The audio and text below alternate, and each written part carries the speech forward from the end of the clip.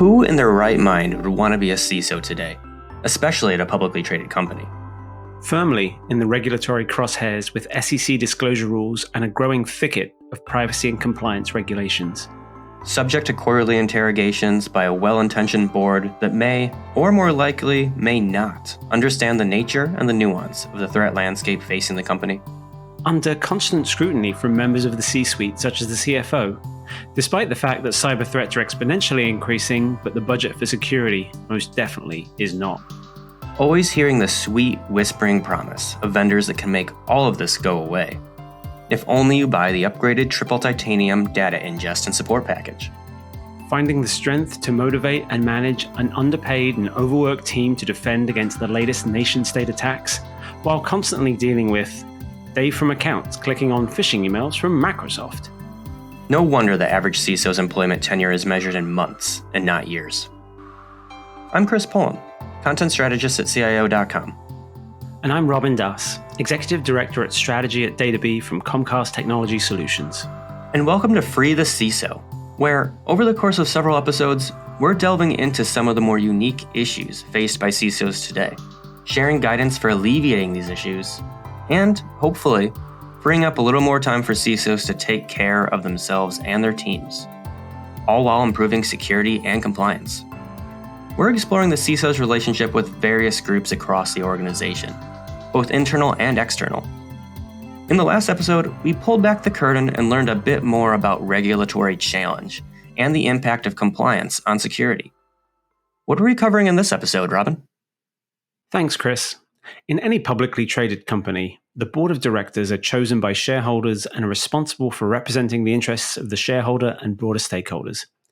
Historically, while the CEO led the day-to-day operations, the board's role was to provide high-level oversight of corporate activities and performance. These august individuals would be asked to weigh in on esoteric financial matters concerning mergers and acquisitions, share repurchases and dividends, do some strategic planning, and determine exactly how many sacks of cash are needed to compensate their CEO and other senior executives. Today, with an ever-increasing business complexity, the wake of corporate scandals, and growing risks across a variety of dimensions, the role of the board and their priorities have dramatically expanded. Although financial priorities are still top of mind, unsurprisingly for anyone listening to this podcast, cybersecurity and managing risk has rapidly risen to be one of their top priorities, placing the CISO firmly in the board's crosshairs. According to a recent survey by Heidrick & Struggles, although a majority of CISOs agree that they have adequate board exposure, less than half of the CISOs say the board has the knowledge or expertise to respond effectively to their presentations. I was fortunate enough to speak to Kirsten Davies, an extremely accomplished CISO who has been subject to more than her fair share of quarterly board interrogations to find out exactly where she thought the disconnect lay. Hi, Kirsten. Thank you for joining us. Thanks for having me, Robin. So just to lead in, how often do you meet with the board and, do you think you have enough exposure to the board? Yeah, absolutely. So across my career, I've been a 3-time CISO or corporate security officer. So chief information security officer or corporate security officer, and then a 2-time deputy CISO. So I'll speak kind of across a career of engagement with some really wonderful board members at a variety of different organizations. On average, quarterly, with one of the subcommittees of the board. I'd say that that's pretty usual for CISOs to be engaged with the board at that level, at a subcommittee. So like an audit committee or an IT, like a technology committee, that kind of a thing. Generally speaking, it's annually with the full board. Now, I would say that also varies from industry to industry. So if you have a high-tech company or a smaller tech company, right? Generally speaking, you're going to have a lot more board engagement directly with the whole board. And I think it just varies from industry to industry. What is the type of work that the CISO should be doing, or what is the work that they can kind of put in to kind of help better communicate with the board? Yeah, great question. So the board talks in terms of risk, right? They are nose in, fingers out, as many have said, right? Their job is, on behalf of the shareholders, to really oversee and have governance over top of what is the risk posture of the organization, whether that's the market risk, credit risk, financial risk, all these things. Now cyber has emerged. And so on the side of the CISO, there's this urgent need, and I would argue it's been there for quite some time, to actually understand risk as opposed to controls, as opposed to straight up, what metrics do I have in place? What vulnerabilities do we have? Like the deep, detailed, eye-watering technical details.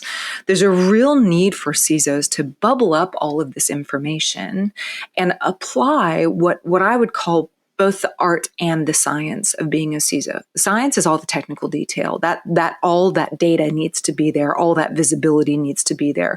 All of the understanding of the posture, right? The defense posture, the attack surface, all of these types of things. But the art of it is the communication. And the communication has to be in a way that the CISO stakeholders can really understand. And when you're dealing with the board, they understand risk. So it can't be this eye-watering detail of all the technological vulnerabilities or the tech debt or all of these types of things. They're all important, but the CISO really has to be a translator in order to help the board interpret what exactly is the risk posture of the organization. What do you take with you when you do go into these board meetings, and sort of what's the preparation behind that sort of look like? You mean outside of a good night of sleep and a strong cup of coffee, right?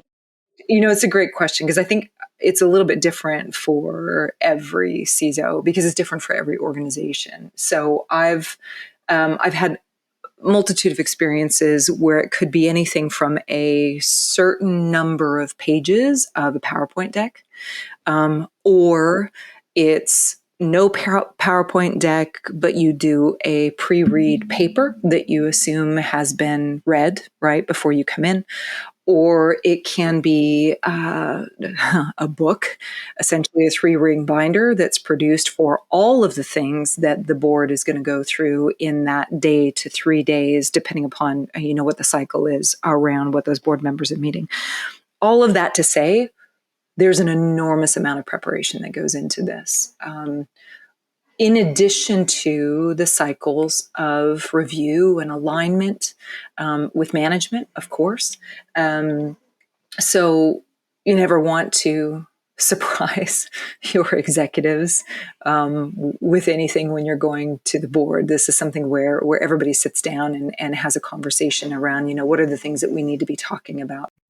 Certainly, if there's an incident going on, you're going like at a snap, right? And of course, you want to inform your management first, your line manager and the CEO and whatever that crisis management line is, right? If you have an incident that's going on, before you just drop a line into the head of the audit committee or whatever that chain of cycle is in your communications. It could be very, very fast.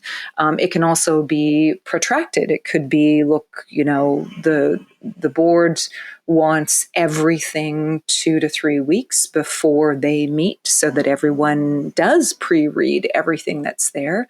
And then you kind of have to back up from there, and you've got a couple weeks of prep and review and alignment and review and alignment right before the deck even, or the paper or whatever it is, goes into the board. The communication has to be succinct, meaning, be brief, be memorable, be gone. It needs to be succinct. It needs to be to the point. It needs to be what they need to hear in order for them to appropriately have their oversight, right? Because they have a role. The board has a role to play. They have a fiduciary responsibility in the organization, just like the management, like the executive layers do, just like the CISO does. The CISO has a fiduciary responsibility now, according to the SEC, right? For any company that's publicly traded in the US. And according to many regulators, we have, as CISOs, a fiduciary responsibility to the organization as well. And so we have to be very thorough and thoughtful about what we take. While CISOs spend considerable time, effort, and energy preparing for the board, sometimes they felt their message wasn't getting through clearly. So, what would cut through the noise and help get their message across? And what exactly was the board looking for? So, I decided to sit down with Claude Knight, a managing director of cybersecurity for Ernst Young and board whisperer, to get his insights. Hi, Claude. Thanks for joining us. Robin, thank you for the invitation and looking forward to the conversation.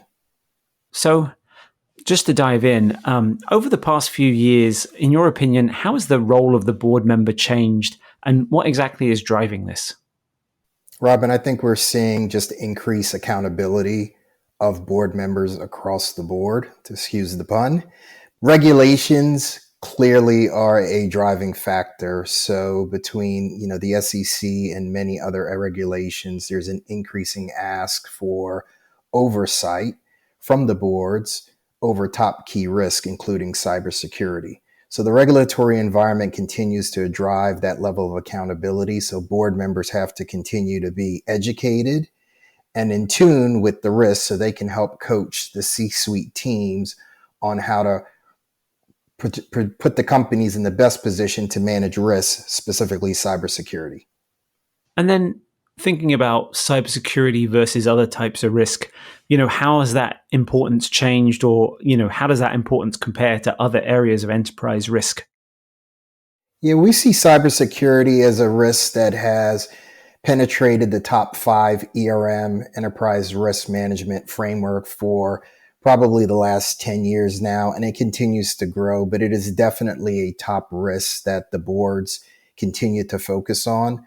I think it's a challenge because cybersecurity tends to be a bit unwielding in terms of the adversaries, the internal risks, the external risk, just the impact it could have. So therefore, it has definitely become key for board members to pay attention to. They've asked CISOs to come and present more often, to share perspectives, once again, helping the boards make sure they're knowledgeable in a way that they can direct the leadership team on taking the right level of risk mitigation actions, as well as funding activities and priorities that need to be addressed. When I think about how complex, some of those internal, external risks that you talked about, as well as the technology itself, what, from the board perspective, considering its complexity, what drives the confidence in the CISO and their cyber program? So as many CISOs have invested lots of time and energy and money in building programs, as we know, it's just that, it's programs. It's things that are operating. It's not a project. So you need visibility into being able to answer the questions around, do I know where all my assets are? Are they adequately being protected? Do I have visibility to threats? Am I able to respond in a timely manner?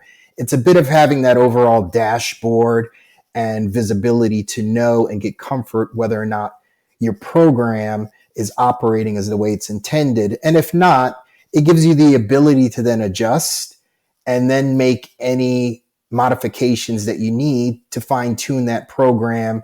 As again, we've talked about, cybersecurity is an ongoing battle. So the program that you have today most likely will not be the program that you need tomorrow. So you constantly are fine tuning and adjusting it accordingly. And, sort of diving or unpacking that a little bit, how does the CISO get that visibility? What kind of gives them the visibility that enables them to then report that up to the board? A lot of it comes down to the data that they receive from the operating instance within their environment. And most CISOs will say they struggle with getting that level of data and insight. So we definitely see an increase in CISOs looking to get not just the data, but to be able to correlate it into information for decision-making purposes. Because I think I read that, most CISOs don't think the board adequately understands what they present on. Do you think sort of having that data-driven, that visibility would kind of help, bridge that gap between CISO and board? I think sometimes, yes. If I'm honest, I will say a lot of times CISOs tend to take the position of inundating the board with a lot of data to show that they have comfort in their program. And my experience says that's not necessarily the best way to go about it. I think those CISOs need that information for themselves to manage the day-to-day operations of their program. But I think they also need to be able to translate that information into business highlights that the board's going to understand. Because if you look at the makeup of most boards, unfortunately, you'll see there's not a lot of CISOs or ex-CISOs that are sitting in those seats. You have general business folks, CFOs, CEOs, broad business leaders. So now you have to be able to toggle between all of that rich information and data that you've gotten and translate it in a way that a business person can understand how it makes sense, how you're mitigating the risk, and how you're managing that risk. So I do think there is an art and science toggle here that good CISOs have figured out to be able to connect with their board members. One of the things that I coach my CISOs to do is to research their board members, understand their backgrounds, know where they're coming from, because that'll give you a sense of how technical they are, where their abilities are from a risk management perspective. I mean, those are things that if you pay attention to will help you then figure out how best to create a roadmap and a talk track that resonates best with your board members. So that's one of the keys and tricks and part of the art that we talked about that allows for that translation to occur and for CISOs to be effective in the boardroom. But again, I found researching the board members, understanding their backgrounds. Are they coming from tech companies? Are they coming from retail? Are they coming from banking? As an example, which are very highly regulated environment, then you can expect that type of board member is going to have an acumen around regulatory responsibilities. And that gives you a sense of how you can connect with that particular board member, especially those who sit in as part of the audit and risk committee, which tend to provide more oversight from a cyber perspective.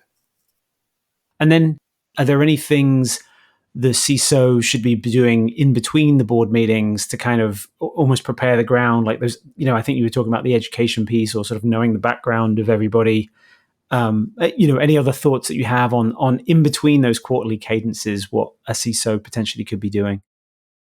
Absolutely. I think depending on the culture of the company, you're definitely within your right to share insights and points of view with the board members. So as you have flash updates, things are going on in the environment, share that with the board members, continue to make them part of your outreach and part of the pod that you're trying to educate, because the more you can educate them in between the board meetings, the more effective it's going to be when you actually have the meetings and you're sharing content. So no longer do you have to wait 90 days or 180 days to share with them an update that's happened in the marketplace and what you're doing about it. Find ways to share that intel with them in an interim way. And again, I think one, it builds great rapport, but it also keeps your board member educated on what's going on in terms of cybersecurity on a daily, well, not a daily basis, but on a regular basis. Yeah, hopefully not a daily basis. That's great. Thank you very much, Claude. My pleasure, Robin. So, Chris, when it comes to board reporting, CISOs have two challenges. First, cyber is hard. Try explaining a lol bin or a fileless attack to a non-technical business person, and you will face a lot of blank stares, rather like the one I think you're giving me now. Secondly, unlike in business where you have the world according to GAAP or generally accepted accounting principles, there are no generally accepted risk principles or a world according to GAAP. Well, apart from the excellent book by John Irving. We knew it was challenging, but what is the answer? How do we help free the CISO? First, leveraging the power of clean, consistent underlying data will not only make the rolling up of results easier, it can potentially lead to a more continuous controls approach. It also opens up potential for more continuous and interactive board reporting. Secondly, key communications principles are evergreen for CISO and non-CISO alike, namely, focusing on who the audience is, only highlighting changes in key points, and leaving enough time in the board presentation for them to ask questions. Thanks, Robin. On the next episode, it's time to get our hands dirty. We'll get into the cutthroat world of C-suite office politics and look at how to free the CISO from demands of the CEO, CFO, and CIO. Who does the CISO report into? Who should the CISO report into? At the end of the day, where does the buck stop? Thanks for listening to Free the CISO, a podcast by Davies from Comcast Technology Solutions. Stay tuned for our next episode on CIO.com, the number one resource serving the evolving, challenging, and demanding role of the Chief Information Officer. CIO.com provides these important decision makers with the information they need to lead their organizations into the digital-first age. The views and opinions expressed by the participants are their own and do not reflect any official policy or position of Comcast.